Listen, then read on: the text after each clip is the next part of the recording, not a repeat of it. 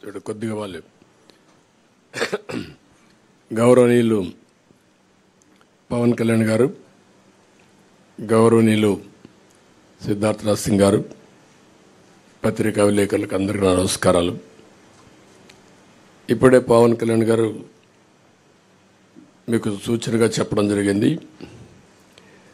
అయితే దీనిపైన చాలా తరో ఎక్సర్సైజ్ చేశాం.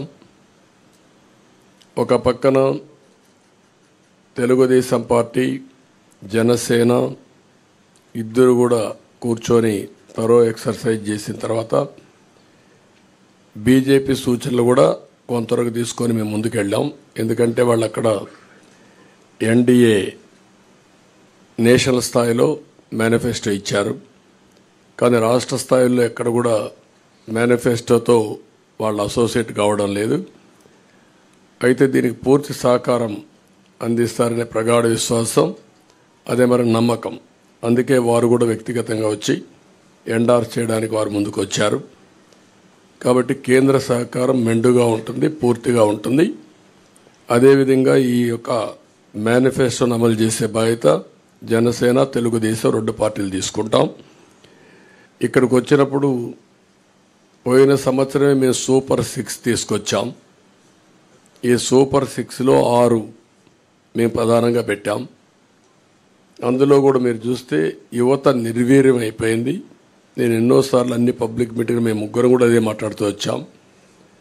3 రాజకీయ పార్టీలు కలిశాం.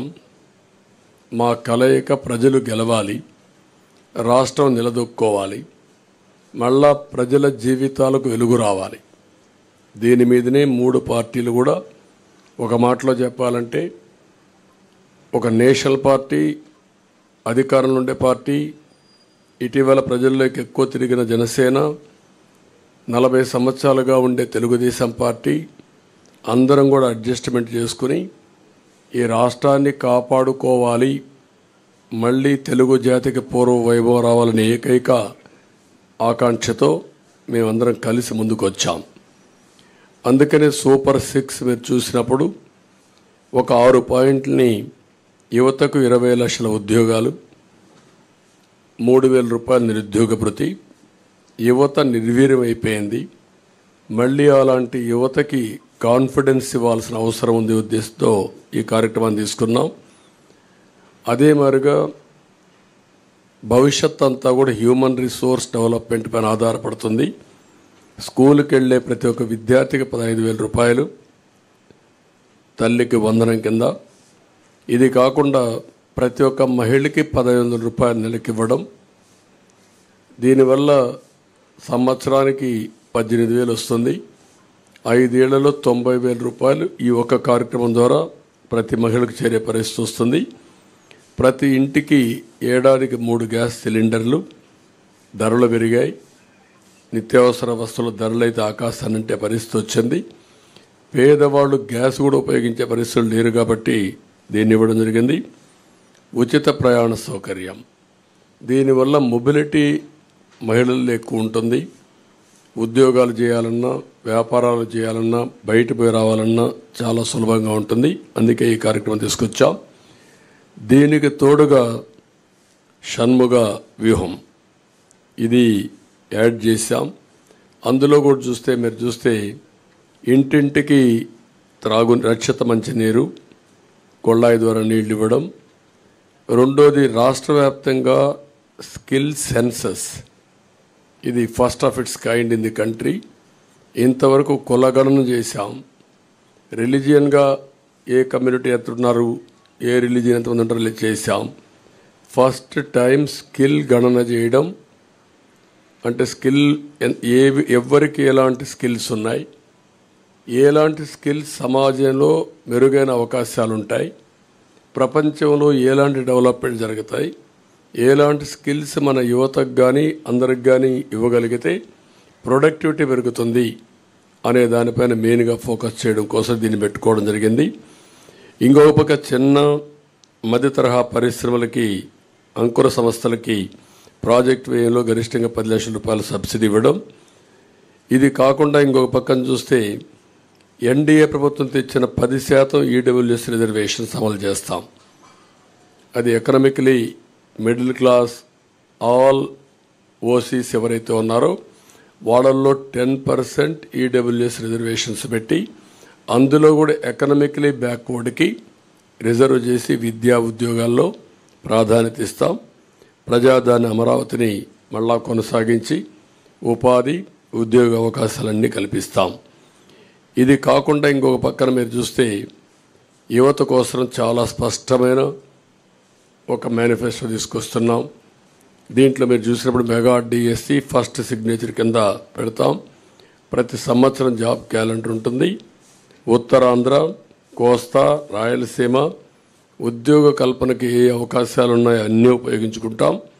ఎంఎస్ఎంఈకి ఎక్కువ ప్రోత్సాహం ఇస్తాం. పరిశ్రమలకు అనుకూలంగా పాలసీలు తీసుకొస్తాం. మళ్ళీ పెద్ద ఎత్తున పెట్టుబడులు తీసుకొచ్చి రాష్ట్రానికి ఉపాధి అవకాశాలు కల్పించే బాధ్యత తీసుకుంటాం.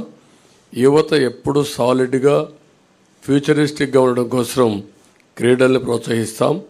డిజిటల్ లైబ్రరీస్ని ఎక్కడికక్కడికి అందుబాటులో తీసుకొచ్చి ఉద్యోగ అవకాశాలే కాకుండా నాలెడ్జ్ అప్గ్రేడ్ చేసుకుంటూ ముందుకెళ్తారు. అదే సమయంలో బీసీ డిక్లరేషను మేము జైహో బీసీ పెట్టాం. బీసీ డిక్లరేషన్ తీసుకున్నాం. 50 సంవత్సరాలకే నెలకు 4,000 రూపాయల పెన్షన్ బీసీలకు ఇస్తాం. బీసీలకు వాళ్ళ రక్షణ కోసం ప్రత్యేకమైన చట్టం ఒకటి తీసుకొస్తాం. బీసీ సబ్ ప్లాన్ ద్వారా 5 ఏళ్లలో 1,50,000 కోట్లు ఖర్చు పెట్టి తద్వారా వారి యొక్క వృత్తిపరంగా చేతిపరంగా వాళ్ళకు పూర్తి సహకారం ఇచ్చి వాళ్ళ పైకి తీసుకొచ్చే కార్యక్రమాలు తీసుకుంటాం. అదే మరిగా స్థానిక సంస్థల్లో నామినేటెడ్ పోస్టుల్లో 34% రిజర్వేషన్స్ మళ్ళా రెస్టోర్ చేయడం, నామినేషన్ల ప్రాధాన్యత ఇవ్వడం, చట్టసభల్లో 33% రిజర్వేషన్లు రావడానికి కేంద్రానికి రికమెండ్ చేస్తాం. కేంద్రంతో సంప్రదిస్తాం. ఇది జరిగే వరకు వారికి అండగా ఉంటాం. తక్కువ జనాభాతో ఎక్కువ పోటీ చేయలేని వర్గాలకి నామినేటెడ్ పోస్టుల ద్వారా రాజ్యాధికారంలో భాగస్వాములు చేస్తాం. ఇది కాకుండా బీసీ వాళ్ళ కులాల దామాషా ప్రకారం 140 బీసీ కులాలు ఉన్నాయి. ఆ కులాల్లో కొంతమంది ఎక్కువ ఉన్నారు, కొంతమంది తక్కువ ఉన్నారు. అందరి యొక్క జనాభా దామాషా వారి యొక్క ఎకనామిక్ కండిషన్ బట్టి వాళ్ళందరినీ కూడా ఎవాల్యుయేట్ చేస్తాం. దీని ప్రకారం కార్పొరేషన్లు పెట్టి అన్ని కార్పొరేషన్లకు నిధులిచ్చి తద్వారా వాళ్ళని ఆర్థికంగా పైకి తేవడం కోసం కృషి చేస్తాం. స్వయం ఉపాధికి ప్రతి సంవత్సరం ఒక 10,000 కోట్లు ఖర్చు పెడతాం బీసీల కోసం. ఇంకొక పక్క ఆదరణ కింద ఒక 5,000 కోట్లు ఖర్చు పెట్టి ఆధునిక పనిముట్లు అప్పజెప్పి వాళ్ళ యొక్క వృత్తిపరంగా చేసుకునే పనుల్లో ఆదాయాన్ని పెంచడం కోసం ముందుకు పోతాం. ఒక్కొక్క కులంలో వారసత్వంగా కొన్ని వృత్తులు వస్తూ ఉంటాయి. ఈరోజు యాదవులు ఉన్నారు. యాదవులు ఎప్పుడు కూడా పాడి పరిశ్రమ పైన ఎక్కువ ఆధారపడతారు. అందుకే ఈసారి పాడి పరిశ్రమకు కూడా ఇన్సూరెన్స్ పెట్టి అన్ని ఆవులు కానీ గేదెలు కానీ వీటికన్నిటికి ఇన్సూరెన్స్ పెట్టి ఎక్కువ రుణాలు ఇచ్చి ఆధునీకరణలో వాళ్ళని కూడా ఇన్వాల్వ్ చేసి వాళ్ళని డెవలప్ చేస్తాం. అదే మరి కురబ కులస్తులను చూస్తే గొర్రెల పెంపకంలో కూడా వాళ్ళు ఉంటారు. ఈరోజు అత్యాధునిక ప్రమాణాలతో మనం డెవలప్ చేసే అవకాశాలు ఉన్నాయి. అలాంటి పరిస్థితుల్లో వారికి ఇది వృత్తిపరంగా వారిని ఎంపవర్ చేస్తాం. చేనేత పరిశ్రమకి ఎవరైతే బాగా ఇబ్బందుల్లో ఉన్నారో అలాంటి వారందరికీ పవర్ లూమ్స్కు ఒక 500 యూనిట్లు, హ్యాండ్లూమ్కు 200 యూనిట్లు ఉచితంగా కరెంట్ ఇస్తాం. 24,000 రూపాయలు సంవత్సరానికి వాళ్ళకి ఇచ్చే బాధ్యత తీసుకుంటాం. ప్రతి కుటుంబానికి కూడా ఒక 24,000 రూపాయలు ఇచ్చి వాళ్ళని ఆదుకుంటాం. ఇవి కాకుండా ఈరోజు నాయీ బ్రాహ్మణులకి వాళ్ళ గౌరవ వేతనం దేవాలయాల్లో పనిచేసే అందరికీ 25,000 రూపాయలు గౌరవ వేతనం ఇప్పిస్తాం. షాపులకు 200 యూనిట్లు కరెంటు ఉచితంగా ఇస్తాం. గీత కార్మికులకి మద్యం షాపుల్లో 10% రిజర్వేషన్లు పెడతాం. వడ్డరికి క్వారీల్లో 15% రిజర్వేషన్లు పెడతాం. రాయల్టీ సీనరీ ఛార్జీల్లో మినహాయింపిస్తాం. ఇది కాకుండా రజక దోబిఘాట్ల నిర్మాణానికి ప్రోత్సాహాలు ఇస్తాం. అదే మరి దోబిఘాట్ల కోసం పవర్ కూడా 200 యూనిట్లు ఉచితంగా ఇచ్చి వాళ్ళని ఆదుకుంటాం. మత్స్యకారులు ఎవరైతే ఉన్నారో విరామ సమయంలో వేటకు పోలేని సమయంలో 20,000 రూపాయల ఆర్థిక సహాయం చేసి 217 జీవోని రద్దు చేస్తాం. వారిని అన్ని విధాలా ఆదుకోవడానికి బోట్ల మరమ్మతులు కానీ, కొత్త బోట్లు కొనియడం కానీ ఇవన్నీ చేస్తాం. ఎక్కడికక్కడ ఏవైతే ఈ చిన్న చిన్న పోర్ట్స్ ఇవన్నీ ఉన్నాయో దానికి కూడా ప్రాధాన్యత ఇచ్చి వారిని ఆదుకోవడం కోసం ముందుకెళ్తాం. స్వర్ణకారుల అభివృద్ధి కోసం కొత్తగా ఒక కార్పొరేషన్ పెడతాం, వారిని కూడా ఆదుకుంటాం. ఎవరైతే ఈ ప్రభుత్వంలో అతి దారుణంగా తోట చంద్రయ్య, అమర్నాథ్ గౌడ్, జల్లయ్య యాదవ్, పాల సుబ్బారావు ఇలాంటి వ్యక్తులను అతి క్రూరంగా చంపేశారు, ఆ కేసులన్నీ రీఓపెన్ చేస్తాం.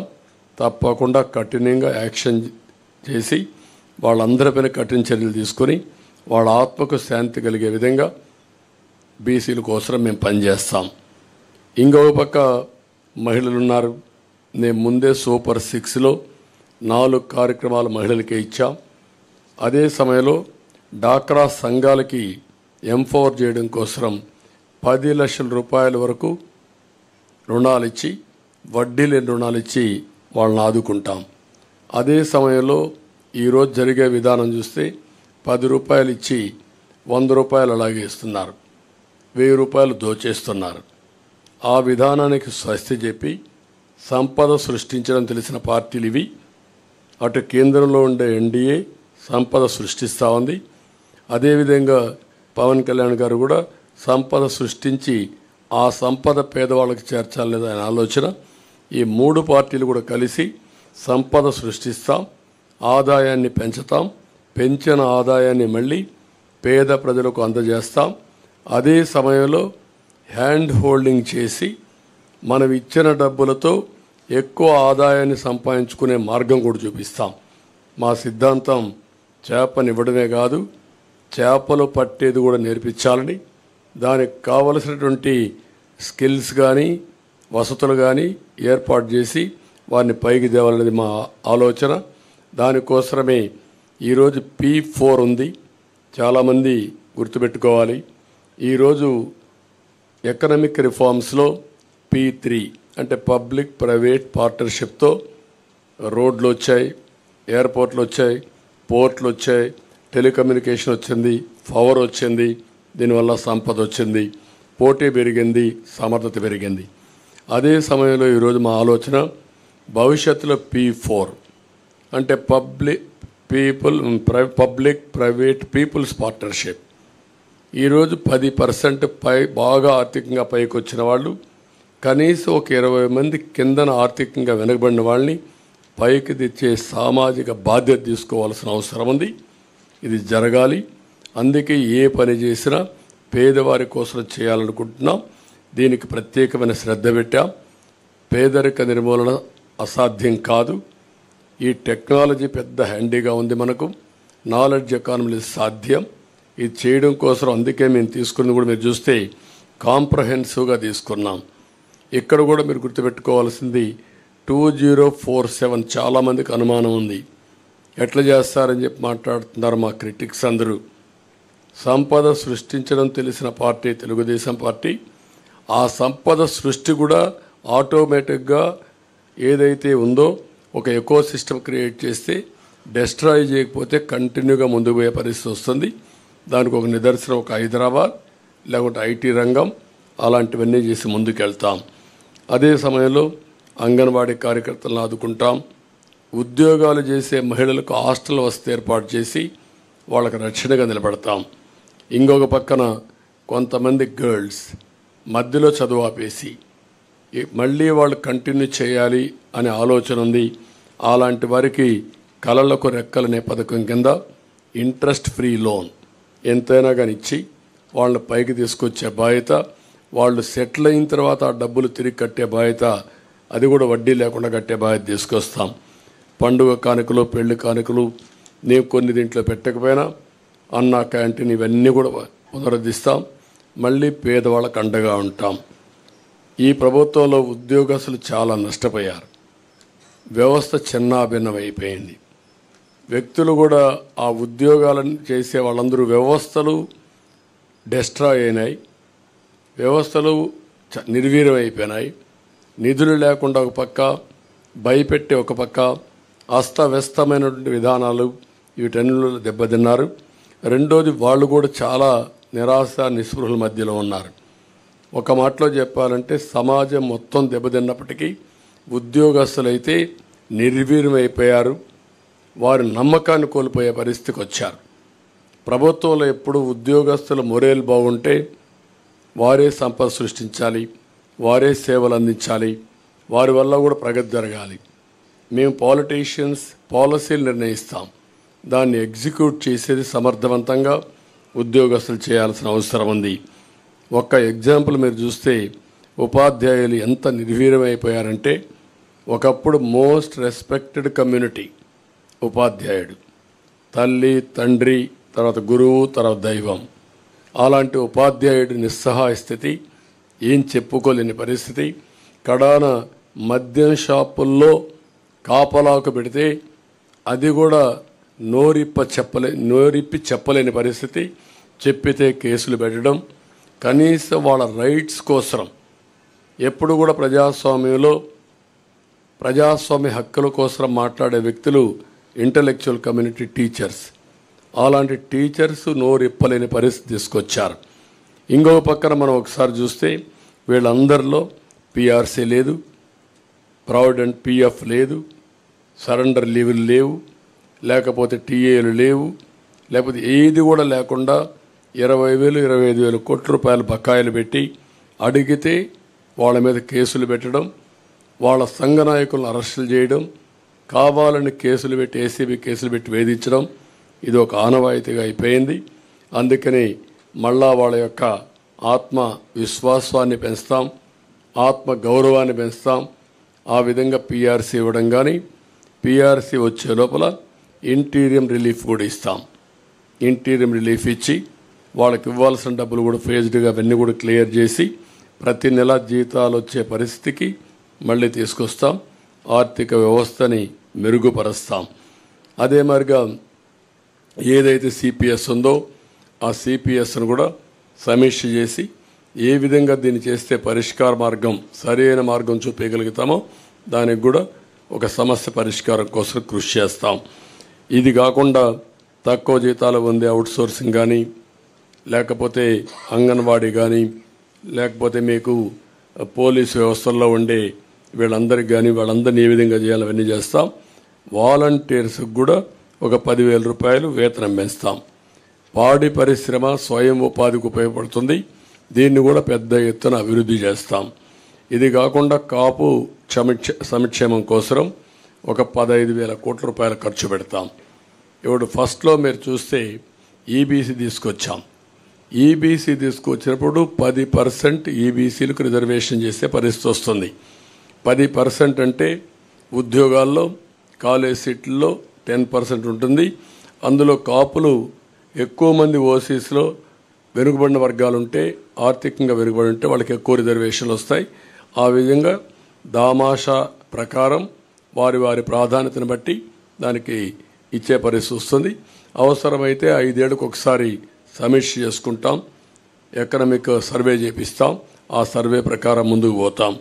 ఇక్కడికి వచ్చినప్పుడు కాపు యువతకి మహిళలకి నైపుణ్యాభివృద్ధి స్వయం ఉపాధికి ఎక్కువ ప్రాధాన్యత ఇస్తాం. కాపు భవనాలు కూడా కట్టి వారిని ఆదుకుంటాం. అదే సమయంలో ఆర్యవైశ్య సంక్షేమం కోసం ముందుకు పోతాం. క్షత్రియ సంక్షేమం, అగ్రవర్ణాల్లో ఉండే ఇతర పేదలకు కూడా న్యాయం చేయడం, ఇవి చేస్తూనే ఈరోజు ప్రత్యేక కార్పొరేషన్ ఏర్పాటు చేసి ఎక్కడికక్కడ ఇవన్నీ ముందుకు తీసుకుపోతాం. ఇంకొక పక్క పెన్షన్ కూడా మొన్నే అనౌన్స్ చేశాం. 4,000 రూపాయలు పెన్షన్ ఇస్తున్నాం. అది కూడా ఏప్రిల్ నుంచి ఇస్తాం. పెంచిన పింఛను ఏప్రిల్ నుంచి ఇచ్చి, ఇంకొక పక్కన వికలాంగులకి దివ్యాంగులకి 6,000 రూపాయలు ఇస్తాం. వైకల్పానికి పూర్తిగా అంటే 2 కాళ్ళు చేతులు లేకుండా అవస్థపడే వాళ్ళకి 15,000 రూపాయలు ఇస్తాం. కిడ్నీ తలసేమియా వంటి దీర్ఘ వ్యాధులు ఉండే వాళ్ళకి 10,000 రూపాయలు పింఛన్ ఇస్తున్నాం. ఇది కాకుండా 2 సెంట్లు ఇంటి జాగా గ్రామీణ పట్టణ ప్రాంతాల్లో, గ్రామాల్లో 3 సెంట్లు ఇస్తాం. ఇవి కాకుండా మీరు ఒకసారి చూస్తే ఇప్పటికే మంజూరైన పట్టాలకు ఇళ్లు కట్టిస్తాం. ఎవ్వరికి ఇంటి జాగాలు క్యాన్సిల్ చేయం. అదే సమయంలో అక్కడే ఇళ్లు కట్టించే పరిస్థితి తీసుకొస్తాం. ఇళ్ళు లేని ప్రతి ఒక్కరికి టిట్కో ఇళ్ళు ఇమీడియట్గా హ్యాండ్ ఓవర్ చేస్తాం. ఇవి కాకుండా అందరికీ ఇళ్ళు కట్టించే పరిస్థితి తీసుకొస్తాం. ఎస్సీ ఎస్టీ సంక్షేమానికి కట్టుబడి ఉన్నాం. జిల్లాల వారీగా వర్గీకరణ కూడా చేస్తాం. ఎస్సీ ఎస్టీలకు 50 సంవత్సరాలకే పింఛన్ ఇస్తాం. సప్లాన్ నిధులు వారి అభివృద్ధి కోసమే ఖర్చు పెడతాం. ఏజెన్సీలో ఆదివాసీ ఉపాధ్యాయులు నియామకం చేస్తాం. జీవో నెంబర్ 3 మళ్ళీ రివైవ్ చేస్తాం. ఎస్సీ ఎస్టీ సంక్షేమ పథకాలన్నీ తీసుకొచ్చి ఎస్సీలపైన దాడులు చేసిన వారందరిపైన కఠిన చర్యలు తీసుకొని వారిలో ఒక నమ్మకాన్ని క్రియేట్ చేస్తాం. ఎస్సీ ఎస్టీ బ్యాక్లాగ్ పోస్టులు కూడా పూర్తి చేస్తాం. ముస్లిం మైనారిటీ సంక్షేమం కోసం వాళ్ళకు కూడా 50 ఏళ్లకే పింఛన్ ఇవ్వడం, ఈద్గాలు, కబరిస్తాన్లు ఇవన్నీ కూడా స్థలాలు కేటాయించడం, విజయవాడ సమీపంలో ఆజ్ హౌస్ కట్టడం, నూర్ బాసా కార్పొరేషన్కి ఏటా 100 కోట్ల రూపాయలు కేటాయించడం, మైనారిటీ ఫైనాన్స్ కార్పొరేషన్ ద్వారా 5 లక్షల వరకు వడ్డీ లేని రుణాలు ఇవ్వడం, ఇమాం మౌజంలకి 10,000 రూపాయలు 10,000, 5,000 గౌరవ వేతనాలు ఇవ్వడం, అర్హత ఉన్న ఇమాములకి ప్రభుత్వ కాజీలుగా నియమించడం, మసీదుల నిర్వహణకు ప్రతి నెల 5,000 రూపాయల ఆర్థిక సహాయం, ఆజ్ యాత్రకు పోయే ఒక్కొక్క ముస్లింకి 1,00,000 రూపాయల ఆర్థిక సహాయం చేయడం చేస్తాం. క్రిస్టియన్ సంక్షేమానికి కట్టుబడి ఉన్నాం. వారికి కూడా ఏమేమి ఉన్నవన్నీ చేస్తాం. అదే సమయంలో వ్యవసాయం 9 అవర్స్ అన్ఇంటరప్టెడ్ కరెంట్ ఇస్తాం. సోలార్ పంప్ సెట్స్ అన్నీ ఫ్రీగా పెట్టించి తద్వారా వాళ్ళు ఉత్పత్తి చేసుకున్న కరెంటు వాళ్ళు వాడుకుని మిగిలిన కరెంటు గ్రిడ్కి ఇచ్చే ఏర్పాటు చేస్తాం. అంటే ప్రతి ఒక్క పంప్ సెట్ వాళ్లకు సోలార్ ఇస్తాం. సోలార్ ఇచ్చిన తర్వాత వాడు వాడుకోవచ్చు. వాడుకోగా మిగిలిన కరెంటు గ్రిడ్కి ఇస్తే డబ్బులు ఇచ్చే ఏర్పాటు చేస్తాం. కేంద్ర ప్రభుత్వం ఇచ్చినటువంటి రూఫ్ టాప్ సోలార్ ఎనర్జీ కూడా ఇంటిగ్రేట్ చేస్తాం. అక్కడ కూడా వాళ్ళ ఇండ్లకు వాడుకొని మిగిలిన కరెంట్ ఇవ్వచ్చు. ఒక్కొక్కసారి వాళ్ళకు అవసరమైతే మళ్ళా గ్రిడ్ నుంచి డ్రా చేసుకోవచ్చు. 2 విధాలుగా. అంటే ఒకసారి ఎండలున్నప్పుడే సోలార్ వస్తుంది, వర్షాలు వచ్చినప్పుడు రాలేకపోవచ్చు. అలాంటప్పుడు గ్రిడ్ నుంచి ఇస్తాం. అలాంటి వస్తువుని ఏర్పాటు చేసి ఏ ఊరికి ఆ ఊరు కరెంట్ ఉత్పత్తిలో డీసెంట్రలైజేషన్ ఆఫ్ పవర్ జనరేషన్కి ముందుకు పోతాం. అంటే ఒక్కొక్క ఊర్లో చేస్తాం. ఒక సబ్స్టేషన్ యూనిట్ తీసుకుంటాం. సర్ప్లస్ డెఫిసిట్ అక్కడనే మేనేజ్ చేస్తాం. అప్పటికి కూడా షార్ట్ ఫాల్ ఉంటే గ్రిడ్ మేనేజ్మెంట్కి వెళ్తాం. అంటే మా ఉద్దేశం ఎక్కడ వీలైతే అక్కడ పంప్డ్ ఎనర్జీ కూడా పెడతాం. పంప్డ్ ఎనర్జీ పెట్టి ఎప్పుడైతే కరెంట్ రాని పీక్ టైంలో ఈ పంప్డ్ ఎనర్జీ ద్వారా పవర్ జనరేట్ చేసి ముందుకు వెళ్తాం. అదే సమయంలో ధరల స్థిరీకరణ నిధి ఏర్పాటు చేస్తాం. ఏవైతే సబ్సిడీ ద్వారా అన్నీ ఆపేశారు, వాళ్ళు ఇచ్చే 7,500 రూపాయలు తప్ప ఏది ఇవ్వడం లేదు. ఇప్పుడు దాన్ని మేము 20,000 రూపాయలు చేస్తున్నాం. ఇది కాకుండా మళ్ళీ ఏవైతే యంత్రాలు కానీ ఇవన్నీ కూడా ఏమేమి చేయాలో అవన్నీ చేస్తాం. కౌలు రైతులకు గుర్తింపు కార్డులు ఇస్తాం. ఇంకొక పక్క ప్రతి పార్లమెంట్లో 1,000 ఎకరాలు ఏవైతే ZBNF ఉందో సేంద్రియ వ్యవసాయం ఒక మోడల్ ఫార్మ్స్ తయారు చేస్తాం. దీన్ని ఇంకా బాగా విస్తరించి ఒక ఆదర్శంగా ముందుకు తీసుకెళ్తాం. ఎక్కడికక్కడ గిడ్డంగులు, కోల్డ్ స్టోరేజ్ ఇవన్నీ ఇంప్రూవ్ చేస్తాం. డ్రిప్ ఇరిగేషన్కి 90% సబ్సిడీ ఇస్తాం. ఇది కాకుండా సెరికల్చర్ రైతులను ఆదుకుంటాం. అగ్రికల్చర్ మనం అక్వాకల్చర్ రైతులకు కూడా ఒక యూనిట్కి ₹50 కరెంట్ ఇస్తాం. ఇంకొక పక్క ల్యాండ్ టైటిలింగ్ యాక్ట్, ఇది nothing but Jagan land grabbing act. అతను ల్యాండ్ గ్రాబ్ చేయాలనుకుంటున్నాడు, అందుకే ఇలాంటి నల్ల చట్టాలు తీసుకొస్తున్నాడు. దీని పేరే జగన్ ల్యాండ్ గ్రాబింగ్ యాక్ట్. సొంతం కోసం పెట్టుకొని ఇలాంటి వ్యక్తులందరినీ ప్రోత్సహించి ప్రభుత్వ ఆస్తులపైన కత్తిపెట్టి బెదిరించి భయభ్రాంతులు చేసి ఎవరైనా మాట్లాడినా లేకపోతే వాళ్ళకు అవసరం ఉన్నా లాగేసుకునే పరిస్థితి వస్తారు. ఇప్పటికే ఈ రాష్ట్రంలో 40 ఏళ్ళు 50 ఏళ్ళు సంపాదించిన ఆస్తులు మెడ మీద కత్తిపెట్టి రాయించేసుకున్నారు. అది ఒక పోర్టు కావచ్చు, లేకపోతే ఇంకొక పక్క ఒక భూమి కావచ్చు, ఒక ఇండస్ట్రీ కావచ్చు, లేకపోతే ఒక క్వారీ కావచ్చు, ఒక మైనింగ్ కావచ్చు. ఏదైనా సరే మీరు చూస్తే మొత్తం రాగించుకున్నారు. ఎందుకు పోర్ట్లు చేతులు మారాయని అడుగుతున్నాం. ఎందుకు సెజ్లు చేతులు మారాయని అడుగుతున్నాం. ఎందుకు స్టూడియోస్ చేతులు మారాయని అడుగుతున్నా. ఎందుకు ఆస్తులు బలవంతంగా చేతులు మారాయని అడుగుతున్నా. There is no answer.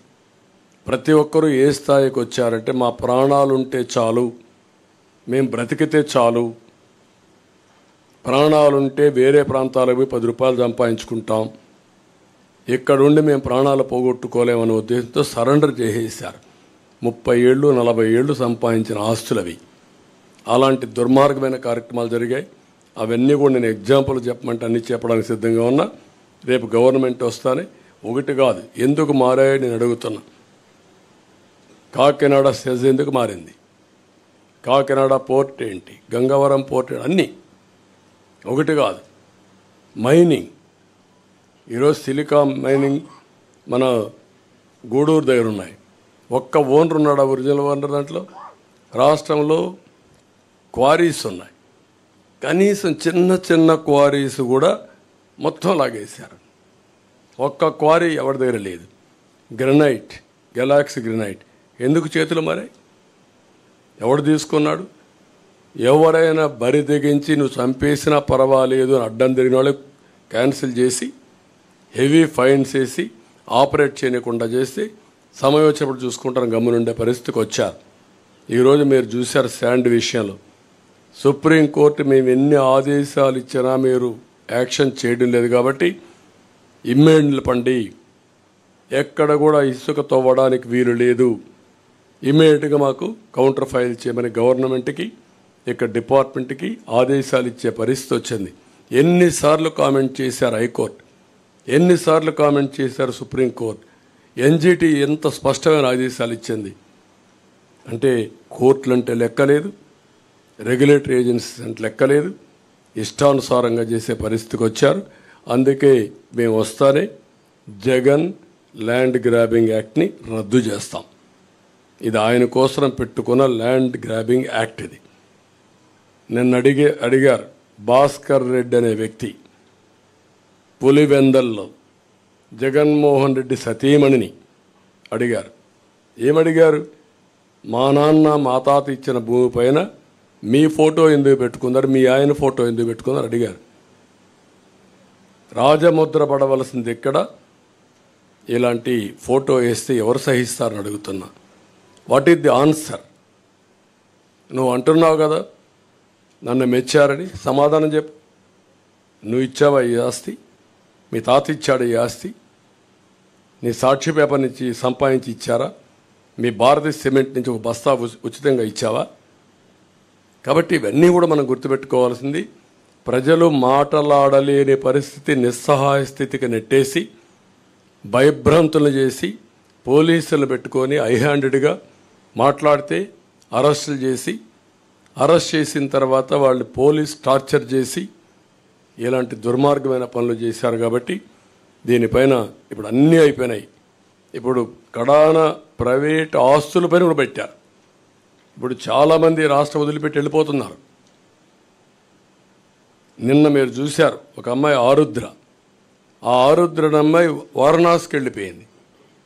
వారణాసికి వెళ్ళిపోయి మళ్ళా తిరిగి నేను రావాలంటే ఈ ప్రభుత్వం పోతే వస్తాను, నేను రాలేనని చెప్పే పరిస్థితికి వచ్చింది. మీ అందరికీ ఐడియా ఉంది ఆరుద్ర ఏ విధంగా ఫైట్ చేసిందో.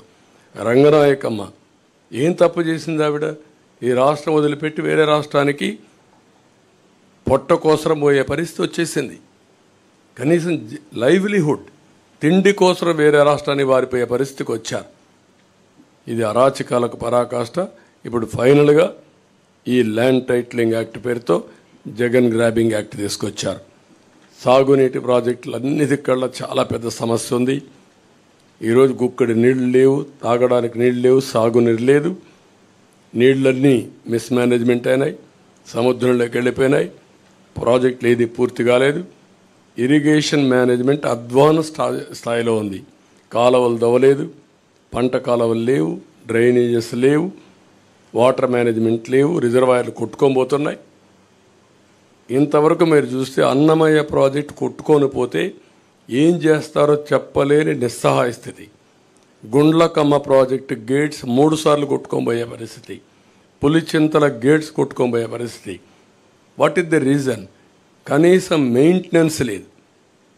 ఇలాంటివన్నీ ఉన్నాయి. అన్ని ఇరిగేషన్ ప్రాజెక్ట్స్ పూర్తి చేస్తాం. పోలవరం గోదావరి అయిపోయింది, పోలవరం పూర్తి చేస్తాం. నదుల అనుసంధానం చేస్తాం. అక్కడి నుంచి ఆల్ ప్రాజెక్ట్స్ ప్రాధాన్యత ఇచ్చి ముందుకు తీసుకెళ్తాం.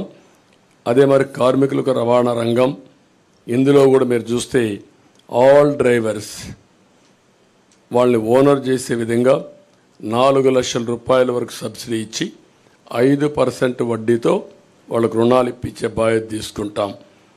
అదే మరిగా డ్రైవర్స్ అధికార సంస్థ పెట్టి వాళ్ళకు ప్రమాద బీమా, హెల్త్ ఇన్సూరెన్స్, విద్యా రుణాలు వంటివి సంక్షేమ కార్యక్రమాలు అమలు చేస్తాం.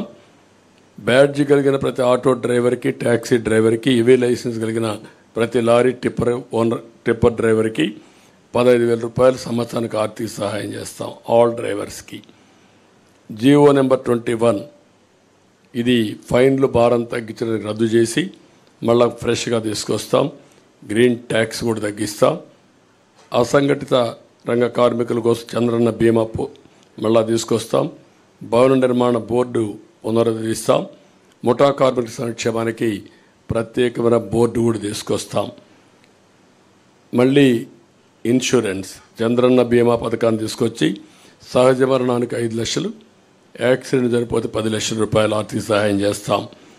ఫస్ట్ టైం హెల్త్ ఇన్సూరెన్స్ తీసుకొస్తున్నాం.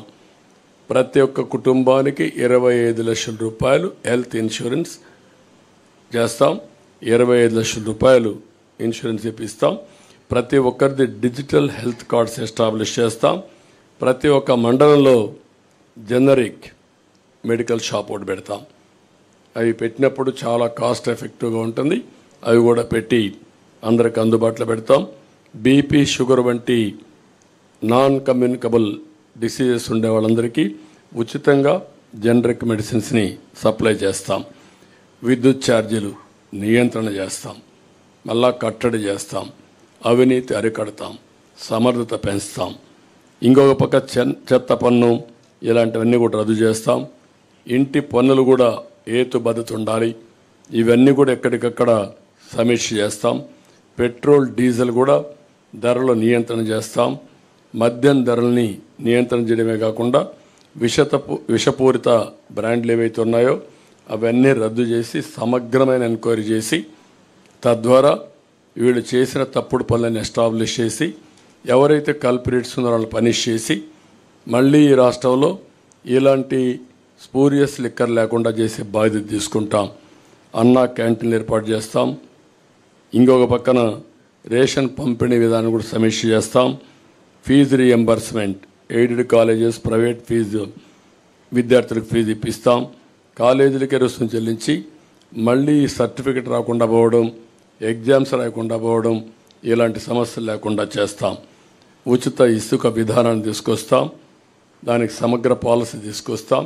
పగడ్బందీగా కన్స్ట్రక్షన్ యాక్టివిటీ జరిగే విధంగా కార్యక్రమం తీసుకొస్తాం. విద్య కేజీ టు పీజీ సిలబస్ అంతా కూడా రివ్యూ చేస్తాం. రాష్ట్రంలో అనేక స్కూళ్ళు 117 జీవో వల్ల మూతపడిపోయినాయి. అవన్నీ ఏం చేయాలో చేస్తాం. విదేశ విద్యని మళ్ళీ ప్రారంభిస్తాం. మళ్ళీ అందరికి వర్తిస్తాం. 100 రోజుల్లో గంజాయి, అదే మరిగా ఏదైతే డ్రగ్స్, ఈ 2 కంట్రోల్ చేస్తాం. ఐరన్ హ్యాండ్తో డీల్ చేస్తాం. ఉక్కు పదంతో అణిచివేస్తాం. ఎట్టే పరిస్థితుల్లో ఈ రాష్ట్రంలో డ్రగ్స్ ఉండడానికి వీల్లేదు, గంజాయి ఉండడానికి వీల్లేదు. 5 ఏళ్లలో ఒక్కసారి కూడా సమీక్ష చేయనటువంటి బాధ్యత లేని ముఖ్యమంత్రి. ఊరూరా నిత్యావసర మంచినీళ్ళు దొరకలేదు కానీ గంజాయి దొరికే పరిస్థితి వస్తూ ఉంది. అదే సమయంలో అక్వాకల్చర్ని అభివృద్ధి చేస్తాం. సమగ్ర అభివృద్ధి, ఇవన్నీ జరగాలంటే సమగ్ర అభివృద్ధితో ముందుకు పోవాల్సిన అవసరం ఉంది. ఆ సమగ్ర అభివృద్ధి చేస్తాం. మౌలిక సదుపాయాలను కూడా పూర్తిగా డెవలప్ చేస్తాం. గ్రామాల దగ్గర నుంచి రోడ్ ఇన్ఫ్రాస్ట్రక్చర్ ఉన్నది బెస్ట్ ఇన్ఫ్రాస్ట్రక్చర్ తయారు చేస్తాం. గ్రామాల నుంచి మండల హెడ్ క్వార్టర్ కానీ, మండలాల నుంచి జిల్లాలకు కానీ, జిల్లాల నుంచి మార్కెట్ ప్లేసెస్కి కానీ, పోర్ట్స్కి కానీ బెస్ట్ ఇన్ఫ్రాస్ట్రక్చర్, అది కూడా రోడ్ ఇన్ఫ్రాస్ట్రక్చర్ డెవలప్ చేస్తాం.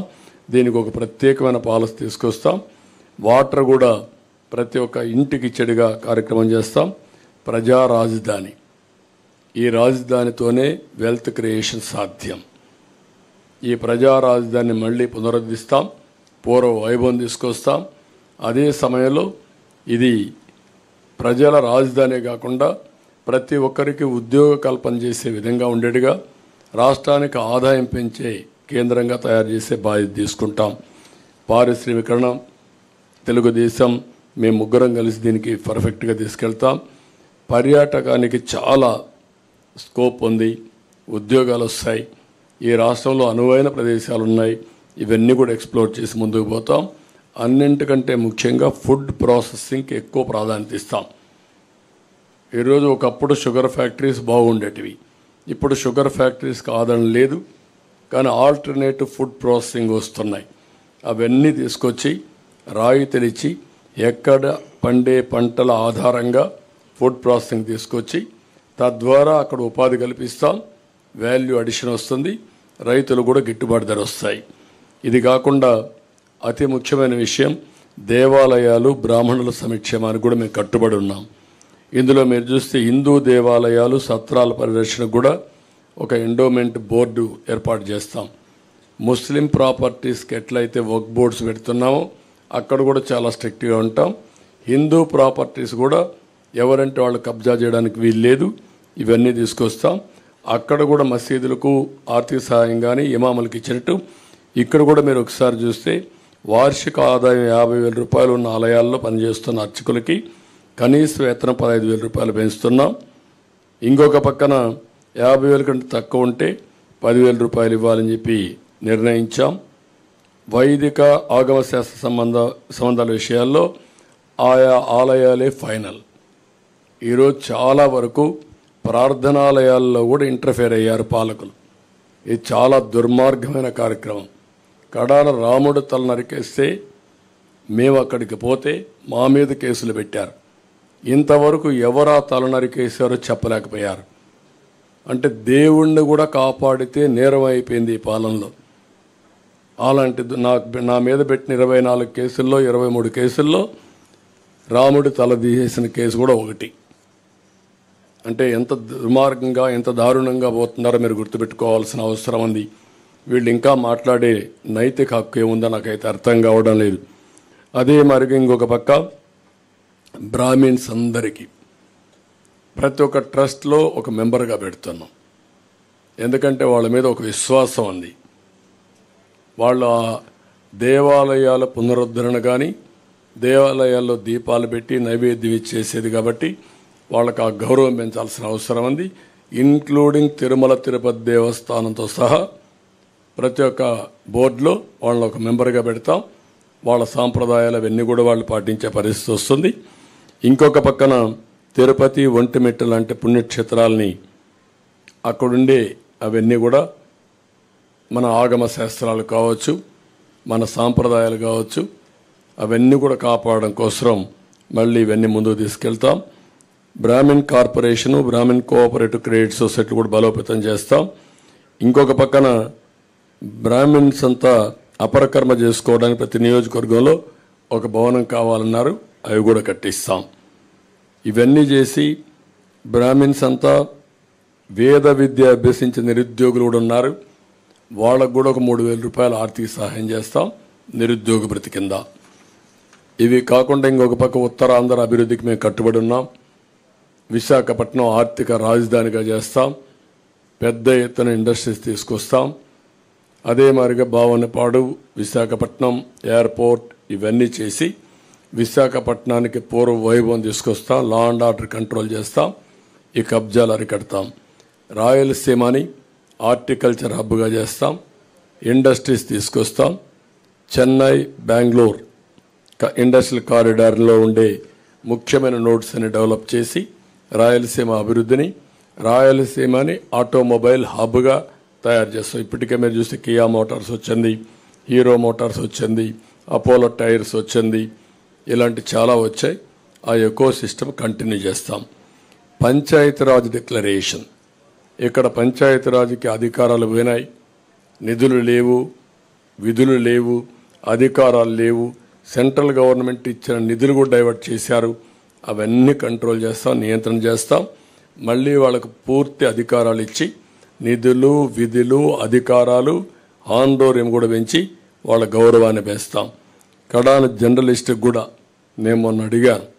ఒకప్పుడు తెలుగుదేశంలో 2500 మందికి అక్రిడిషన్ ఉంటే ఇప్పుడు 1000 పడిపోయినాయి.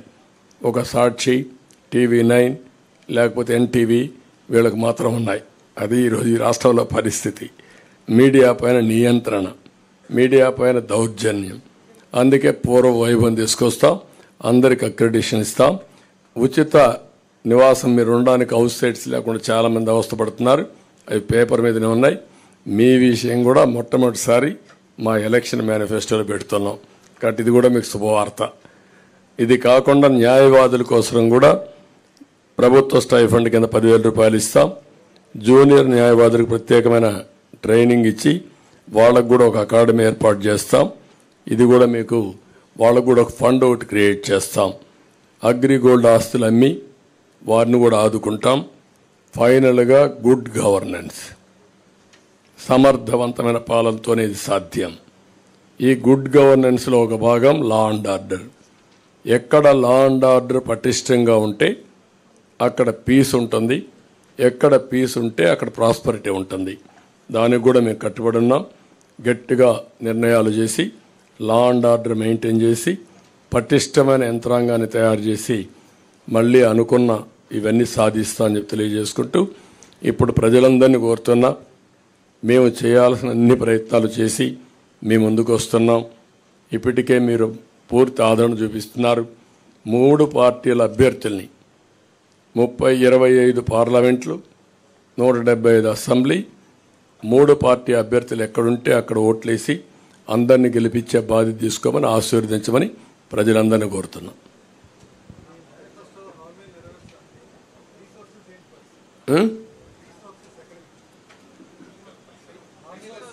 జగన్మోహన్ రెడ్డి ఎక్కడ తెచ్చాడు? సాక్షిని తెచ్చాడా? భారతిని తెచ్చాడా? మీకు ఒకటి గుర్తుపెట్టుకోవాలి, క్లియర్గా 2019లో రిసోర్సెస్ ఉపయోగించడం సమర్థవంతంగా ఉపయోగించి వెల్త్ క్రియేట్ చేశాం. ఆ రోజు వచ్చిన ఇండస్ట్రీ కియా మోటార్స్ ఒక ఎగ్జాంపుల్ తీసుకోండి.